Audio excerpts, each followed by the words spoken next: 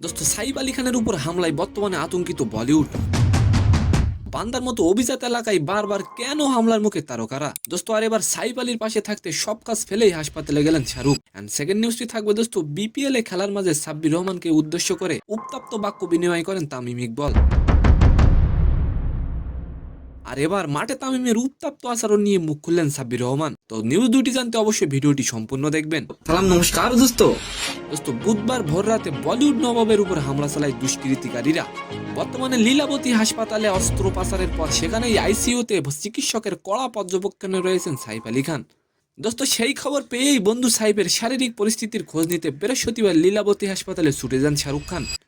বান্দারার মতো অভিজাত এলাকায় তারকারা বারবার হামলার মুখে পড়ার কি কারণ আছে অবশ্যই আপনি কমেন্ট করে যাবেন।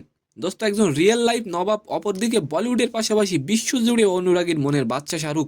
লীলাবতী হাসপাতালে যাওয়ার পথে মুম্বাইয়ের পাপরাজিদের ক্যামেরায় সেই মুহূর্তে ধরা পড়ে। যদিও গাড়ির অন্দরে বসে থাকা বাচ্চা শাহরুখের গাড়ি দেখেই তারা বুঝে ফেলেন যে বন্ধু সাইফকে দেখতে হাসপাতালে যাচ্ছেন শাহরুখ। তবে সাইফ আলীর উপর হামলায় আতঙ্কে রয়েছেন বলিউড পাড়া।